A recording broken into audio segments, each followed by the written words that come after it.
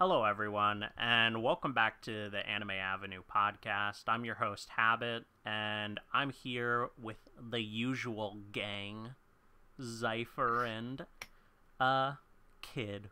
Oh, I just realized your guys' webcams are flipped around. Oh, no. Wait a second, let me look at this. Is that perfect? Yo, what's up, guys? It is Kid here. Don't forget to follow me on my social media. I wonder if I... Oh. No, I'm gonna do Zypher's signature starting point. Hey, what's up, guys? Pro Zypher here. Dude, I keep trying to move the thing and it just keeps moving the wrong thing. This is a classic. Oh no. What do I do? We might have to listen to the fan. This is really great improv. I guess you might just have to be Kid Otaku this time. Alright, guys, you guys already know who we are. The names are flipped. The top two, just flip them around. If you guys want to find us, it's fine. Just sub to both, follow both. You just have to look like this, and then it's fine. Yeah, it's okay.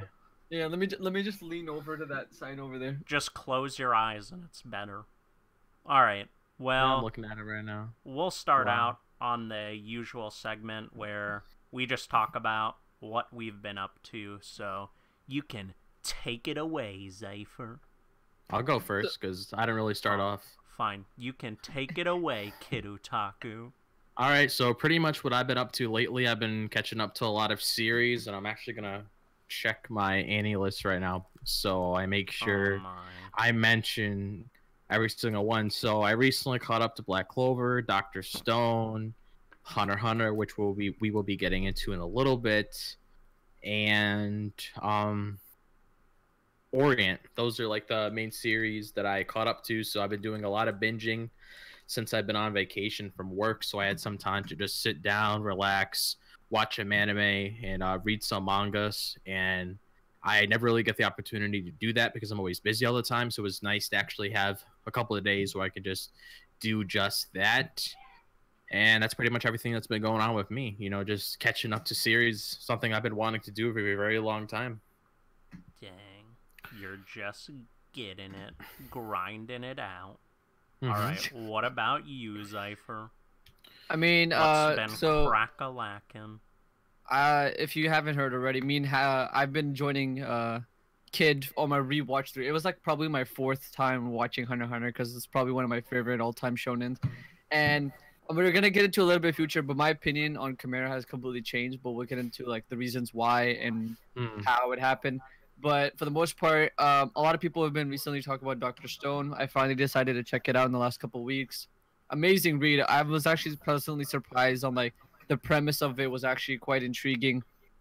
Obviously, keeping up with Orient, and other than that, just posting YouTube videos, and that's been what I've been up to for the past couple of weeks. Yeah, just grinding it out, boy. Yeah, so pretty much. I've just been up to the usual, keeping on that grind, that Anime Avenue grind, you know what I'm saying? And kind of the same with Zypher, watching Hunter x Hunter with Kid, and I recently caught up to Orient and got to about chapter 27 or something like that, and Dr. Stone. So we're actually going to be transitioning into talking about that stuff. So we can start off on talking about Hunter x Hunter. I guess you can start out, Kid, since this is your first time actually watching it.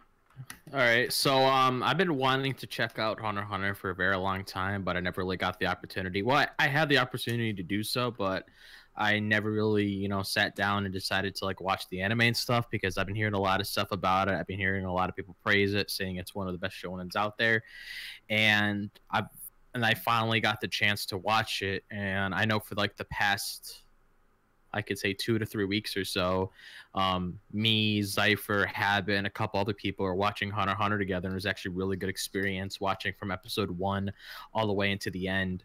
And like I feel this attachment to the series now, and as soon as I got done with the anime, I started catching up to the manga, and I read from where the anime left off up to the current chapter, and I just caught up yesterday. So now I'm gonna have to wait until the next chapter comes out, and who knows when the next chapter is gonna come out. It could be the next 2 to 3 to 4, even a decade from now.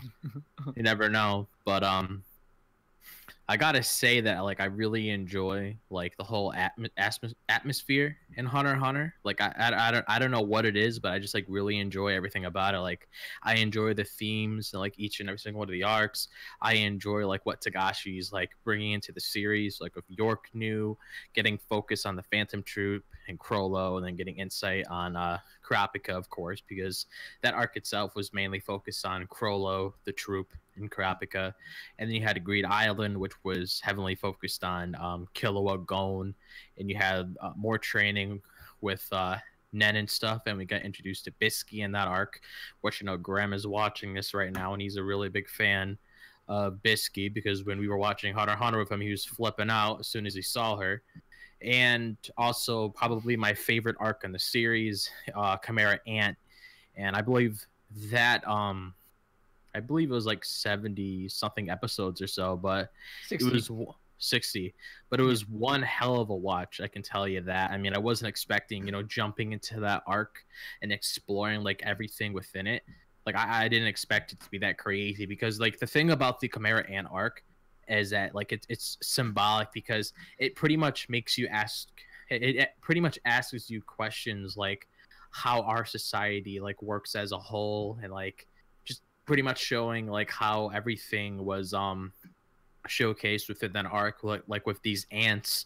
And then eventually down the line they start understanding like life, because they were originally brought in this world just to get food for their queen, so they can help out the queen with the babies and everything like that. As you guys know, with Merum, they had to make sure that they had to make sure that they got as much food as they possibly can in order for like the baby to get as much food as it wants. And like the whole theme that I liked about that arc is like trying to think. I think I don't remember it on top of my head, but I'm pretty sure Zypher probably has some thoughts to say on it, so I'll probably save it for him. But it was very enjoyable though. Like honestly, I've watched a lot of anime. I think I watched around like almost 100 or so, but I have to say Hunter x Hunter is probably like one of my favorites. Like definitely for sure. It's actually my favorite anime of all time, actually. Like it actually passed Kenshin, and it passed Full Metal Alchemist Brotherhood, and what was the other one? I'm trying to think on the top of my head. Ushio no Tora. Yeah, Ushio the Tora. It also surpassed that for me as well. So I definitely enjoyed the Hunter x Hunter experience, getting introduced to all these characters, learning where they came from, and everything like that. And I have a lot of favorite characters like Hisoka, Killua, Crollo, Merum, and all that. So it was really nice. Yeah. For me, so the issue that I had with Chimera, right, was when I caught up, it was right at the start of Chimera, and with watching it week to week now, and now watching it Binge, I could 100% say that Chimera is a series that if you haven't watched Binge, you need to watch Binge, because my whole perspective on it completely changed rewatching it, because there's so many things Tagashi throws into Chimera Antarctic within those 60 episodes that once a year has gone by into the episodes, I've like completely forgotten what's happened. So like my taste for it, or like my thoughts on it, was completely changed, because things that happened like 20 episodes ago that happened like 6 months ago, I don't recall it all. But binging it within like a week, maybe we finished it like in a week and a half, I believe, and I recalled from everything from beginning to end, everything that happened, and I was like, oh my god, this happened. I completely forgot that those things happened in the series, and it changed my whole perspective on it. I don't want to go too much of the spoilers, because there's people like Majin who haven't seen it are in here.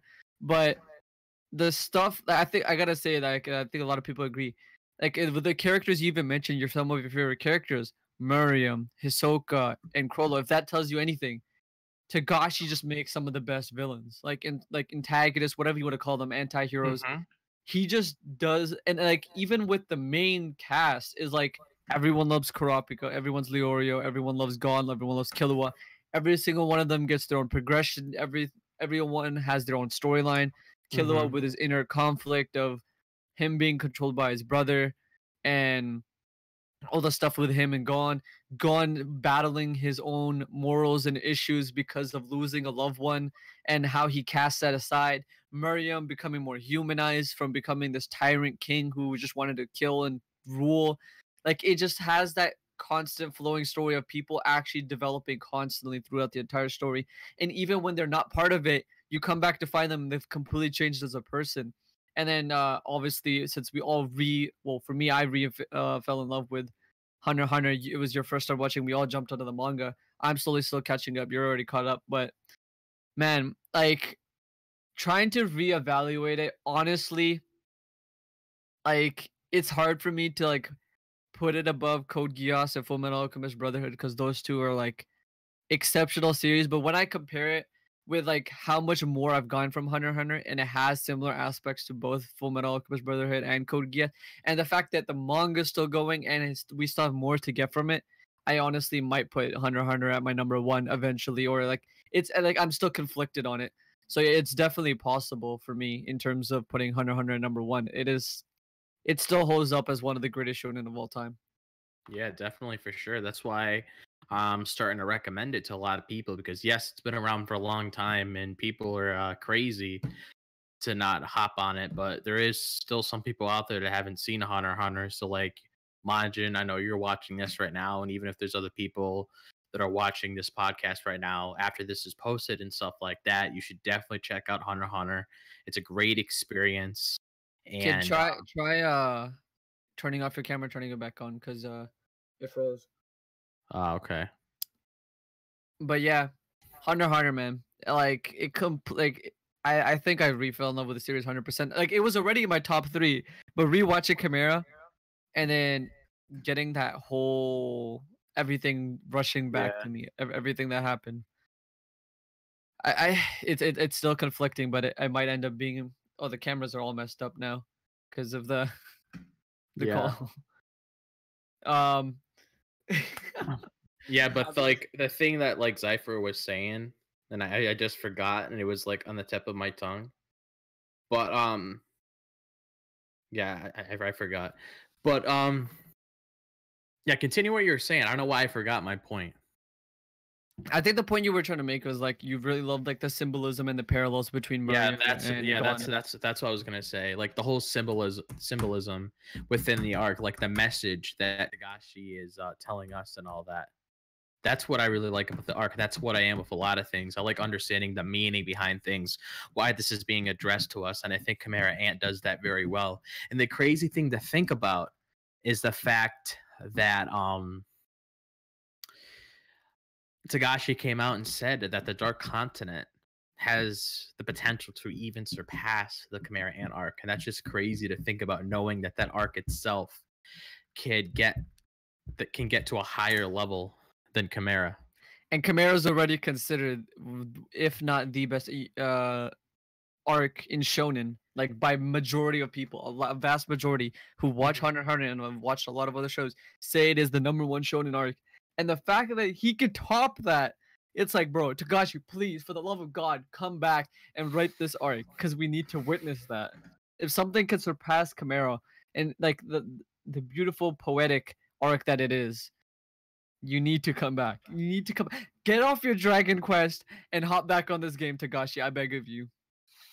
So we've been having technical difficulties with the webcams and everything. So we're going to be doing the podcast like this for today. So I hope you guys don't mind. I mean, next week or whenever we decide to do the 6th podcast, we will definitely have the webcam and stuff. It's just we've been having a lot of issues, and sometimes it comes up at the most random times.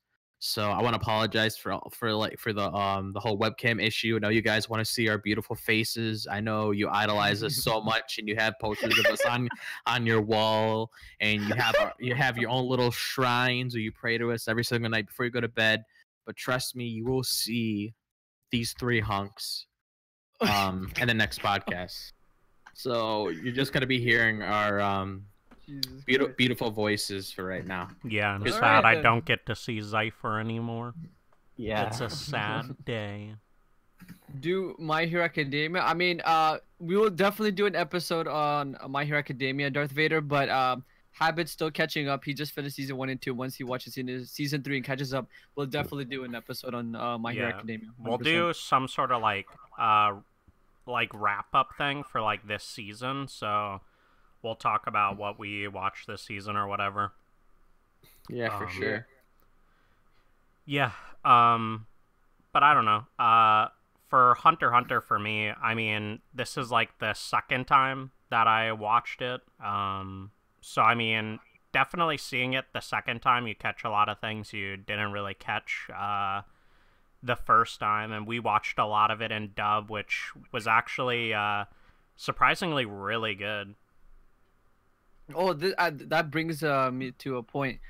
If you have friends that haven't got into anime, Hunter x Hunter obviously would be a great start. And if they're new to anime, and obviously typical people that get into anime, they don't like subtitles and stuff like that. The Hunter x Hunter dub is actually, I wasn't feeling it at first, right? Because like the sub is done so well, I didn't like it at first, but then it grew on me. The dubbed is actually done really well. You know, there's some kind of like suspect lines from Hisoka that sounds very pedophilic when you watch it in the dub, but I mean, I liked it because it showed more of his character, to be honest. I mean, you're not wrong, but 100%. If you want to try getting friends into Hunter x Hunter, the dub is a fantastic way to do it. I mean, even in My Hero Academia, we've talked about that before, but we could talk about that on another podcast. Yeah, for sure. But like, there's a lot of things we could say about Hunter x Hunter. I mean, honestly, if we really wanted to, we could like have this whole podcast itself just talking about Hunter x Hunter, because it was a great experience catching up to it from beginning to end and seeing Gon. Actually, you know, I don't want to. I mean, I want to say it. Yeah, I want to say it, but I know there's some people that haven't seen it. But all I'm gonna say right here is just like to end it off is like it's a great experience. It's definitely a good gateway anime. If you ever want to get into anime and you have friends or whatever you want to do, Hunter x Hunter, definitely put it on your list.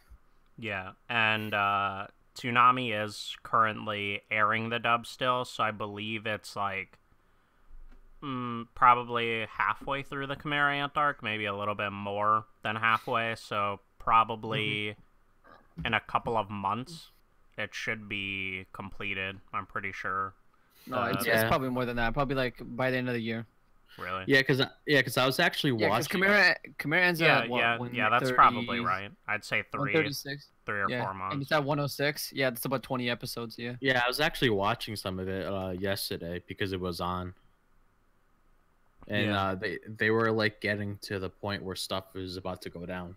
Yeah. You know what surprises me, and I noticed a lot of people say Green Island's not that good. I mean, I feel like Hunter x Hunter is great all the way from beginning to end, but like I don't understand it. Like I feel like it's one of the better. I feel like it surpasses even shows that try to do card games solely. Like that was the whole purpose of it, and I feel like Green Islands sometimes even did better than that entire show premise. Yeah. I don't know if you agree with that, Habit. I mean, it's extremely like kind of thorough and really complex when it comes to the whole card game. I mean, they really like almost every single card like had actually like meaning to it. Like you saw pretty much every single card used, and probably a good majority of them explained as well. I mean, that's definitely something that's different, especially because there's like over 100 cards that they could collect, and a lot of them they actually talked about, which was pretty crazy. But I don't know, for me, like Greed Island is pretty high up there, probably my favorite, to be completely honest with you. Now that I'm thinking about it, it's so hard for me to rank it because I literally love every single arc. It's fantastic to me.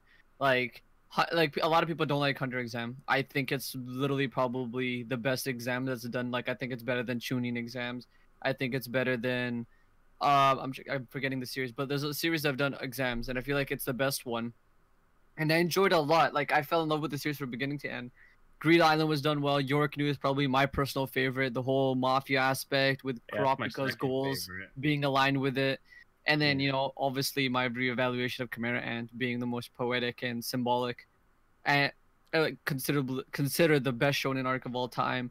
Then even like the stuff with cause the Zoldyck family, one of my personal favorites also, because it has my all-time favorite moment with Killua. I don't want to spoil it for people who haven't watched it yet, but it has my like, it's a very small and insignificant moment, but it's probably one of my favorite moments and what made me fall in love with Killua's character. Yeah, I mean, Carl says it actually really well, that Hunter x Hunter is just great from beginning to end. And I mean, honestly, like, you can't really say that for much things that are, like, pretty long running, like Hunter x Hunter is. I mean, like, anything over 100 episodes. Yeah, even as much as I love One Piece, right? This is my favorite series, everybody knows it. But I could sit down and talk about its flaws, its pacing issues, it's sometimes the arcs drag too long, sometimes like Oda, like there's very minor things, but you could point out flaws. And then I sit down and try to think about what's flawed about Hunter, and I'm just like, I literally can't come up with anything. Yeah. There's very like if there is something, it's like insignificant to nothing. Yeah. Exactly. It's more of like a nitpick. Mm-hmm. Yeah. So I don't know if you guys had any final thoughts or if you wanted to transition to the next kind of topic. We're just here to push the Hunter x Hunter agenda. If you haven't seen it, go watch it. Yeah, definitely worth a watch. And whenever you finish the anime, start binging the manga. All right, so we can talk a little bit about Orient as well, because all three of us have read that. I recently literally just started reading it, probably a couple of days ago, and read the 11 chapters that are available to read, and wow, it was like actually pretty surprisingly good. I mean, definitely the way the 11th chapter ended off is probably where like things will start to like kind of like pick up, I guess, and start to get into like the main stuff, because the first 11 chapters were initially like almost like intro to the series, kind of. I don't know if you guys would agree. Yeah, I mean, the way I would put it is, obviously, none of us have fallen in love with the world yet. It still has a lot of world building to do, but it's already done so much. You already have the Bushi, we have the, I'm forgetting their names, the big creatures that they fight. It's completely slipping my mind. We have our two main characters, Musashi and Kanjuro, which give me a lot of Gon and Killua vibes, where they want to go on an adventure together and explore the world, become Bushi. Instead of hunters, we have Bushi, who want to take down this alien race that's controlling the world. And it almost feels like One Piece at the same time too, because these guys want to become Bushi, and then they're fighting this alien race that is the bad guys. It's almost like the pirates and then the world government, where we know there's corrupt government and there's also corrupt pirates. And it's almost the same concept like we saw in chapter 11. And spoiler alert for those of you, because there's no way I can like talk about Orient without, because it's only first 11 chapters, but they already start getting into the fact that there's some messed up Bushi who don't care about the others. They just are using to rise up the ranks or control or govern, whatever they want to do, run a dictatorship. So obviously we saw that with the latest chapter. There's shitty people out there like that. Oh, dude, the latest chapter was like the latest two. The chapter 11 and chapter 10 are pretty crazy because they finally enter the like Bushi camp. One of the first Bushi kingdoms, and then we find out that they're mobile kingdoms, and that's why they're hard to find. Yeah. And it's kind of crazy because I don't even like their reaction. They didn't even expect like it to be this big and there be that many people. And this Bushi camp that they're going into are like considered like super small, and they might end up getting like taken out pretty much. So it's actually crazy because there's so many people in the camp, and the leader was just talking about how he's ready to like for their last fight. You know what I mean? I think again, super spoiler alert. I found it like kind of crazy. I guess the author is female and she's done manga before, and they've covered themes like that. But when I realized that the girl got raped in the latest chapter, I was like, holy shit, this is like they just like don't even like make a big deal out of it. We just come to find out that she got raped, and she's coming to help them out to break him out of prison, obviously for whatever that guy did, being a complete piece of shit he is, raped her, and then now she's like realized like what kind of shitty situation she's in, Yeah. and now she's gonna obviously break him out of prison. Because Yeah. she's at the point where she has to listen to him, otherwise, you know, things might go bad. I mean, she realized like, oh, like let's not let the children and Yeah. we gotta protect the children and the woman, and he's like, why? We're gonna put every soldier out there, the last human until we lose if we have to. Like that's like some corrupted way of thinking of like, you're gonna sacrifice children before you even try to do something. That's Yeah, that's pretty dark. Dude, Like, watch them like overthrow this this camp and then like claim it as their own, kind of the three of them claim it. yeah, That'd be kind of crazy. I could see her joining Musashi and Kojiro, because I Yeah. feel like she would be in better hands with them, considering that she can like rely on them, and if anything ever goes wrong, you know, all three of them will have each other's backs. Yeah, Yeah. like literally Because- it'd be a great yeah. trio. Yeah, because I actually remember her and Musashi. I forgot her name at the top of my head. I don't know if you guys remember her name. I'll probably go back and I look in don't. the chapter. But I know like she was talking to Musashi in one of the chapters. I actually just remembered it like a few seconds ago, and she was looking at him like, "Oh wow, like we're so relatable. It's like we've been through this before. Like just like similar. It's like a similar world that they lived in, pretty much." I mean, we've known that the Magi authors tends to do love interest, so I wouldn't be surprised if the Musashi and her become a love interest, and you know, obviously, probably the blonde guy, Kojiro, is probably gonna end up finding his down the line somewhere. Oh yeah, for sure. But like, I definitely like the connection between her and Masashi though, because it goes to show that, you know, she found a group of people that accept her for who she is and can help break her out of the environment that she's in right now. Because like when I hear about stuff like that, whenever I read a manga and such, and I find out like this character's past or what they went through and stuff, I just want to see them just escape and just live a happy life, because it sucks to be in a situation, especially since she's a girl, and we know, you know, some people out there take advantage of girls and like to do things with them and whatever. And it's just a sad world that she has to live in. Like I can only imagine like waking up every single day, always watching your back. Like that must be terrifying, you know? Yeah, I mean that's some of the reason why we love characters like a lot from One Piece, because of their sad backstories. I mean that's Yeah. why people start falling in love with My Hero characters. And I think of one series, hopefully both of you one day get into it, but Kingdom has like some pretty dark stuff, and they go into depth with it, and that's why you fall in love with those main cast of characters, is because they like go into like really deep shit, and like it gets dark as hell, and like you feel for these characters and you want to see them accomplish their goals because of how much they've been through. But the real question is, would you still read it if the couple that it ends up being is Musashi and Kojiro? Would you still watch it if it was a yaoi? Yeah, for sure. I mean, Anything with a good story, I'll definitely read. I mean, I don't think it's that big of a deal. I don't think we'll ever see them kissing or anything, but I don't care if they're gay. Why, you wouldn't Yeah. want to see them kiss? You don't think that's sweet? Alright. Alright. What's wrong with you? Dude, you could just put a mistletoe in You're front an of them. evil They could start person. tonguing each other. Mm. Alright. Orient is a pretty short topic just due to it being only 11 chapters, but I definitely look forward to maybe we can keep recapping it like every for certain sure. amount of chapters, I guess. Because, Yeah, for sure. I mean, it's kind of not worth talking about like chapter by chapter. I feel like not I feel enough like a good happens yet. volume, so like every 10 chapters, it's a good way Yeah. in. Yeah, for Yeah. sure. So we can transition into talking about the last one out of the stuff that we're reading and watching, and it's Dr. Stone. I'm only about 27 chapters in. I don't know how far you are in,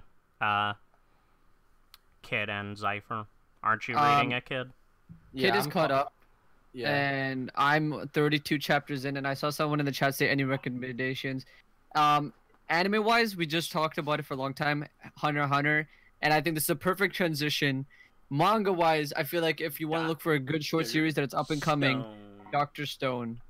With Dr. Stone, man, I think the one thing I love about it is I feel like it's, correct me if I'm wrong, I've never seen a series that has potential to be long running, and the main character is not capable of fighting. He does his battles and he picks his battles purely through intelligence and strategy. I know Deku is smart and he uses strategy, but he's still a fighter. He can still combat. He can still use his fist, whatever he needs to do. But like, he's the first character. He's literally has no physical capability. I mean, the only two characters you could think of is like the Lucian, Light Yagami, but those weren't like, those were shorter series. And I feel like Dr. Stone's already almost at the point where it surpassed those in size. Yeah. In terms of manga chapters. So with Dr. Stone, if you guys want me to give you a quick premise of it and why you should get into it, to give you a general idea of it, humanity gets frozen in time. Essentially, they all turn to stone in a flash. A flash happens. No one knows what this flash is. It's like, I believe it's the year 2017 that takes place because that's when the manga started. I'm assuming that's when it starts. Yeah. And then everyone's frozen in time. All of humanity. 3,700 years go by. Our main character breaks free. I believe his name is Senku. And he breaks free and he realizes everyone's still frozen in time, but him using his science, his intelligence, everything he knows to bring back humanity. Sorry, I had a brain fart there. To bring back humanity and basically restore it to everything it was, but they've lost everything that humanity has progressed in 2 million years, but he's going to bring it back in a shorter amount of time. Things go by, a few chapters in, you get they break free the third guy, and he has his own twisted ideals of how humanity should be brought back. So now it's become a race between this guy, the evil dude, and the main character of who will truly bring back humanity, how it should be done. Mm-hmm. Yeah. And that's pretty much the general idea of it without spoiling too much. Yeah, I mean, it's definitely kind of, I guess what you said, a different premise, because, I mean, I don't know, I have kind of a differing opinion than you do when it comes to the thing, but I kind of feel like the anime could do pretty well. One, just because it's different, and two, I think it kind of, like, fits more of a Western, like, style, because Western TV is very into that whole, like, kind of post-apocalyptic type stuff with interesting kind of things to it, and this is definitely one that has a different spin onto things, in my opinion, at least. I mean, I personally disagree. We won't get too much deep into it. I'll just quickly specify why I disagree. I feel like when I look at least Western audience, because we're talking about Western audience specifically, when I look at most of the West people, a lot of them don't like Hunter x Hunter because they don't like overly complicated stuff, and this is what Dr. Stone tends to do, is complicate things and like go into detail with stuff. And they like stuff like Naruto and Bleach and Dragon Ball because they're very simplistic and it's just heavy on action, and that's what the Western audience loves in terms of anime. It's just action, action, action. That's what they like. A lot of the Western audience is not really into, like, Code Geass is another example. Code Geass is very, very popular, but not in the West. Not a lot of people like it in the West because it talks, there's a lot of dialogue, a lot of conversations. It has a lot of depth, and like it tells more of like an analyzation of it versus just action all the time. And that's why I feel like it won't be as popular in the West, but you never know. Like, that's something that me and Habit discussed for a little while, and we both agreed to disagree, but until the anime gets announced and see how it gets adapted to the West, we will find out the true answers to that. I Yeah, mean, for sure. hopefully, if an anime gets announced, I mean, Don't get me wrong. Sorry, go ahead. I'd be kind of disappointed if it doesn't, to be completely honest with you, because I feel like it could do good. I mean, regardless of the fact of in America, but in Japan, I feel like it would do. Oh no, pretty it well. 100% do good, and it will get a thing because, especially with Shonen Jump, because Shonen Jump has such a good push in audience, like it has a lot of followers. almost literally everything in Shonen Jump besides Doctor Stone has got an announcement, and that's only because Doctor Stone is probably one of the youngest. It is the youngest one, I believe, of the bigger ones. Like Promised Neverland, 100 something chapters in, got an anime announcement. Kimetsu no Yaiba, 130 chapters in, got an anime announcement. Even We Never Learn, that was like 80 something chapters in, and it got an anime announcement. Right now, Doctor Stone's at 70 something, I believe, right, kid? Yeah. So it could literally happen any month or at least early 2019. 100% it's gonna. Actually, I believe it's gonna get one. I'm 100% sure of it. Like it's almost a guarantee. I don't see why they wouldn't. Everything in Shonen Jump is getting an anime. But again, I like. Don't get me wrong. I would love for Doctor Stone to become popular in the West. It's a very underrated series. But will that happen? We'll have to wait and find out. yeah, we'll have to wait and see for sure. And I know you asked me like how many chapters it had. Like I know I think Shonen Jump did last year, and I'm not sure many people remember it, but I definitely remember it considering that I actually covered a couple of these series that Shonen Jump was starting to push. But I believe last spring in 2017, Shonen Jump was pushing 6 series. And I don't remember all of them on the top of my head, but I'm gonna name the ones that I know. It was We Never Learn, Doctor Stone, U19, Prince Poro's Diaries. That's Promise fine. Neverland. No, it wasn't. Promise Never wasn't part of that. And I don't remember the 6th one on top of my head, but they were pushing all those series. Unfortunately, there's only 2 of those left, which is Doctor Stone and We Never Learn, and they started around the same time. So I believe, yeah, We Never Learn was the first one that came out. So that's like 75 chapters or so. I'm not entirely sure, but I think it's in its mid 70s. And then we have Promise, and then we have Doctor Stone that's currently on chapter 71. But like definitely for sure, like if there's people out there that are like into science and just into like learning about like how everything works and wants to like learn like how these characters in the story start from level 1 and make it all the way to level 100, then it's definitely a series for you because it is really interesting, and I do look forward to the chapters whenever they come out because I love the whole premises of the series because I never seen anything like it before. I mean, if there is something out there like that, you know, let me know. But out of all the anime I've watched and out of all the manga that I've read, I haven't seen anything like it because that's why I really enjoy it. And one of the things that a lot of people like about Doctor Stone, besides the story and the whole premises with it, is the artwork. The artwork is phenomenal. Yeah, it's pretty awesome. Yeah, and I don't remember who the artist is on top of my head. I think Zypher probably knows. I think his name is Boshi. I think the name he goes by. Okay. He's known as one of the best manga artists in Japan. Yep, Boshi. He also did Sunken Rock as well.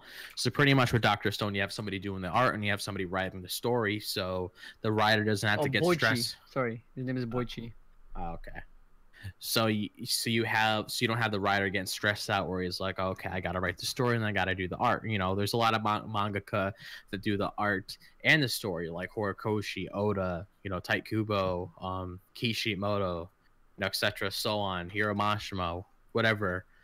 There's a lot of people that do that, but I like how they have this whole thing where somebody works on the art and you have somebody working on the story because Dr. Stone has these great panels where if it's like a panel of a character where it's like highly detailed, or if it's like a scenery, like if they're exploring a place that they've never been to before, it just looks so beautiful in the manga.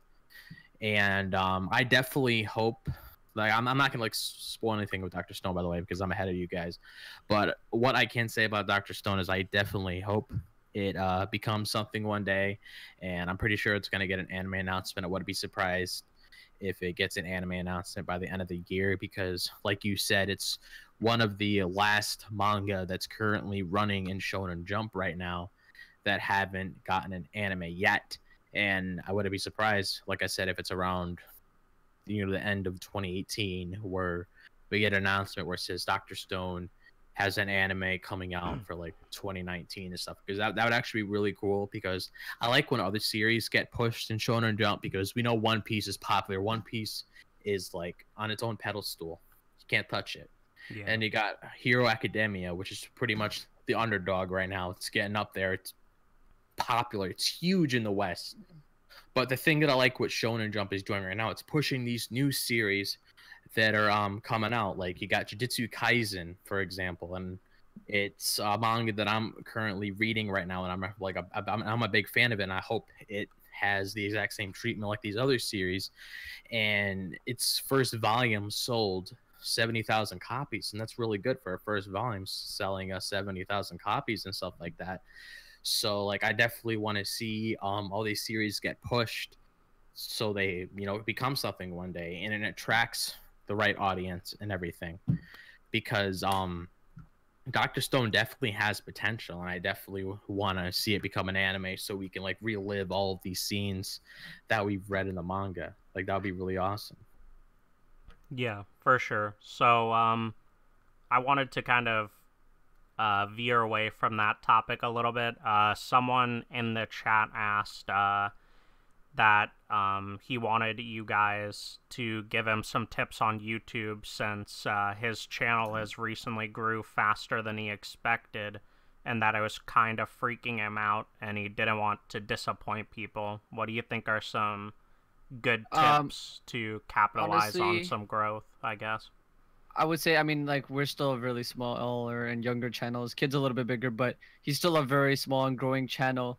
So it's kind of hard to give, like, a good opinion on it. But I personally believe, dude, if you're passionate about what you're doing and you enjoy what you're doing, that's all you got to do. If you truly think that what you're doing is fun and that people would enjoy it, that's all you got to do. Like, don't overthink things. I definitely would say is, like, if you start thinking about pleasing your audience, is that's where you're going to stumble, because that you're going to start putting that first. But I think the whole reason people sub to you in the first place is because they love seeing you be you and talking about the things that you love. If as long as you just keep sticking to your passion and what you love, I feel like you'll do fine. Yeah, for sure. Like I definitely have to agree with Zypher. You know, just keep doing what you're doing. Like the three of us, we have a YouTube channel because we love talking about whatever we talk about on our channel. Like we're really passionate about it. So that's what you should do as well. Like don't worry about how people think about you or anything like that. Just keep up that grind. Do what makes you happy. Because I actually happen to check out your channel and you do a lot of My Hero content. So keep showing your love for My Hero, because the reason why your channel is growing fast is because, you know, you're obviously doing something right and you're attracting the right audience and they're looking forward to the content that you post on a regular basis.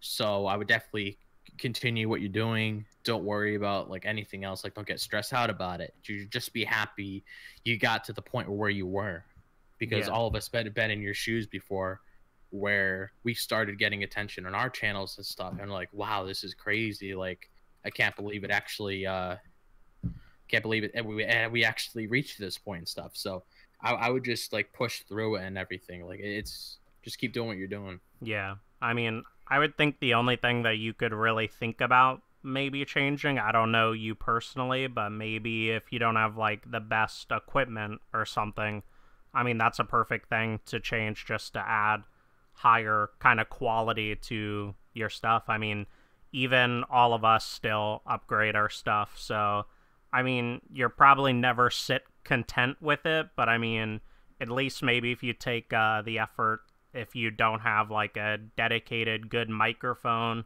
maybe even getting like an entry level one, like a Snowball or something like that. And if you do videos with face cam, getting the Logitech C920, I mean, they're both pretty fairly inexpensive. You can probably get both for like maybe $100. I don't know.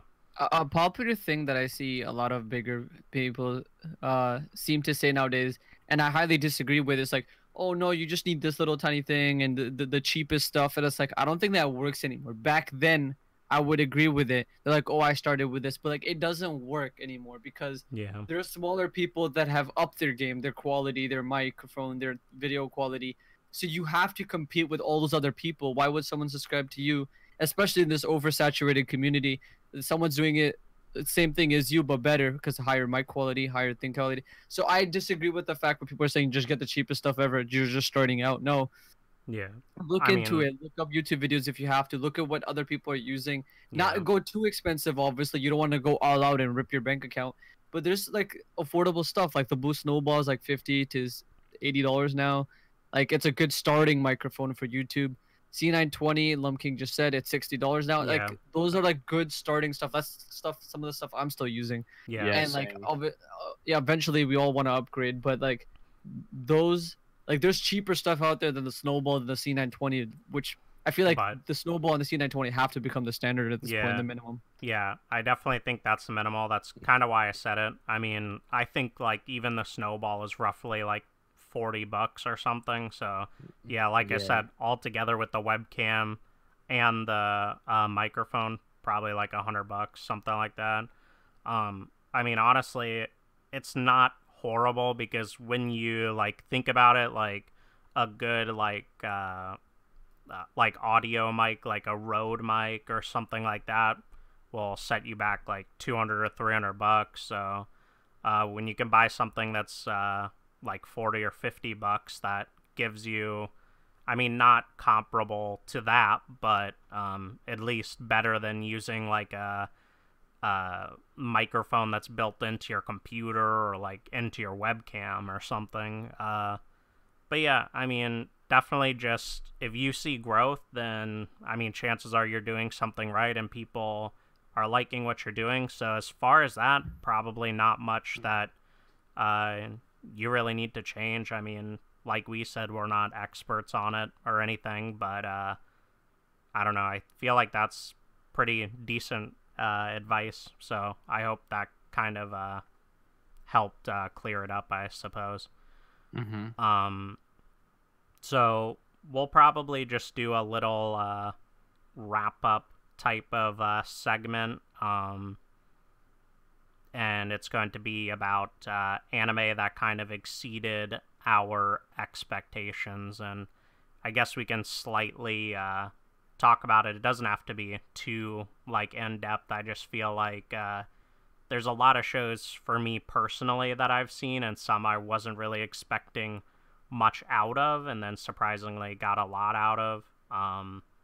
I guess I can start out first so you guys can think of one if you don't have one off the top of your head, but for me personally, it would probably be Snow White with the red hair, because I watched it seasonally, so I didn't really know anything about it. I literally had just watched it because of the genres that are on it. So I mean, it's like a romance, shoujo. It's really, really good, and I jumped into it not really expecting anything, because a lot of the time with seasonal anime, when it comes to like romance and stuff like that, sometimes they're pretty subpar, and I never heard anything about it when it comes to the manga or anything, even though it's in a pretty big shoujo magazine.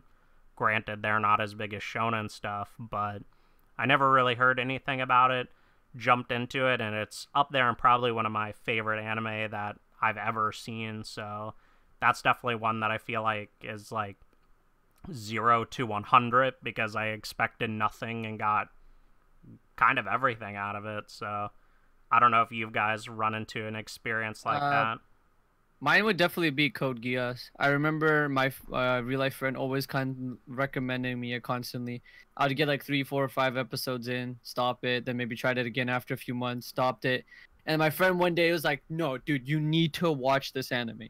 He sat down, we binged watched it together, and I finished it in 2 days. We finished one season in one day, the second season the second day, and I was like overwhelmed with how someone could create such a masterpiece.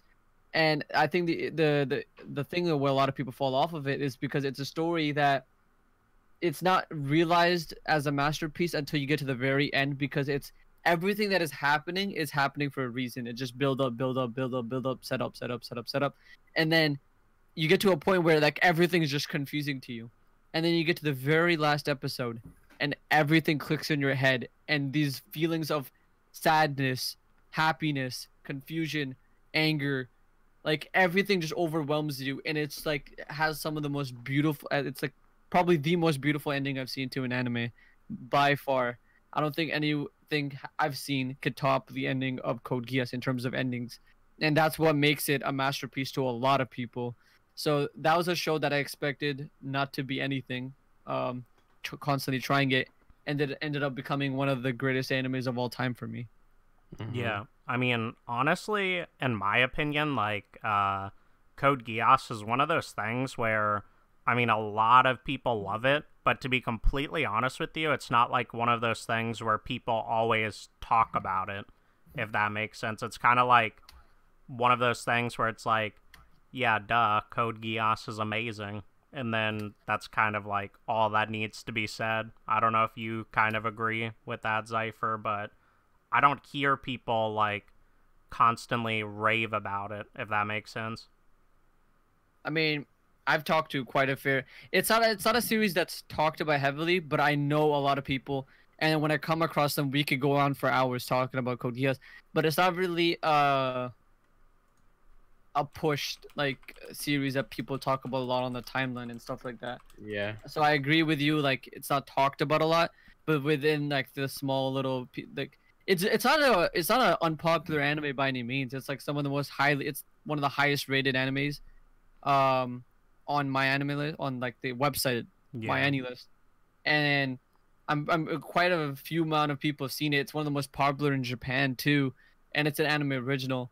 But yeah, definitely, I feel like in the West Coast, it seems like it doesn't have that popular. But popularity, going back to the older statement in the podcast, we're saying like stuff with heavy dialogue, heavy like more in depth stuff like that doesn't really hit in the West.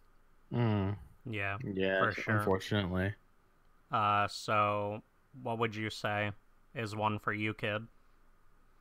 It would probably have to be Hunter x Hunter, like since we've talked a lot about it today. It was definitely an anime I wasn't expecting to enjoy as much as I did, because personally, when I was like starting to watch it with everybody, I thought it was just gonna be like I already thought that it was gonna be like a great anime, but I wasn't expecting it to be that good where I fell in love with the characters and everything about the story. Because like I said earlier, I heard a lot of people talk about it. I heard a lot of people praise it, calling it one of the best shonen out there, and I can definitely see where they're coming, and I can definitely see where they're coming through right now, because like the symbolism and the Chimera Ant arc, like everything going on with the Phantom Troop, and like just the characterization and the development with the characters and stuff, and like all the focus on Gon through Chimera Ant and the parallels between Gon and Meruem throughout the Chimera Ant arc and stuff, like it definitely exceeded my expectations for the story, and it's honestly almost up there when it comes to my enjoyment with My Hero, if you want me to be completely honest, because My Hero is like my favorite series right now, because well, I'm a geek, I love superheroes and stuff, so that's one of the main reasons why I fell in love with it. But it's just what I've seen from Hunter x Hunter, what I've seen from the manga, it just makes me want more, because there's still questions there where you're like, when is this gonna happen? When is that gonna happen? And we're getting all that build up to that. Tell me if you guys agree with this. If Hunter x Hunter was seasonal, going every year, manga was continuing to grow just like One Piece or My Hero, do you think it would be your favorite anime of all time? Yeah. Probably. I would agree too. I honestly think it would be if Togashi was able to stay consistent like Oda or Horikoshi. It's like I told you the other day, like if he was consistent and he was always there, weekly, like with Horikoshi and Oda, you're putting out like One Piece and My Hero. Like I said this, like I wouldn't be surprised if it got to the point where like Hunter x Hunter like surpassed One Piece in sales. Yeah, if it was consistent. I agreed with that as well, but I mean, at least I would think that it'd be like top 3 for sure if it was continuous. Sure. I mean, I think we all agree that's top 3. I think of all time. Like, I think I said I'm conflicted on putting it number 1. Kids already put it at his number 1, and I don't know about you, Habit. Yeah, it's definitely my favorite anime of all time. Yeah, I think it's up there in like my 3rd favorite of all time, and that's saying a lot, because unlike you guys, my like main genre isn't really like action or shonen or anything like that. So to say that a shonen is up there in like my top 3 is pretty big, at least for me, I guess. But I think we're probably gonna wrap it up here, because unfortunately some of us have some other things to do. So definitely, if you enjoyed the podcast, give it a thumbs up, and definitely check out our website where we post anime news articles, top 10s, video articles like that, and we also have stuff like a promotional page and a ton of things. I mean, we're really trying to brand it to be kind of like a one inclusive place where you can go for a lot of that stuff. So if you haven't checked out our website, definitely check that out. And if you have anything you want to hear us talk about, I mean, we hear you guys with the My Hero stuff. We'll definitely get on that and hopefully do that soon in a podcast. But definitely, if you ever have any things you think we should talk about, put it in the comments section below of these, or tweet it at us. Whatever way you can get a hold of us to let us know a topic that you're interested in us doing, just let us know. But yeah, I think that about wraps it up, guys. So yeah, see you guys. Peace. Peace out. Yo.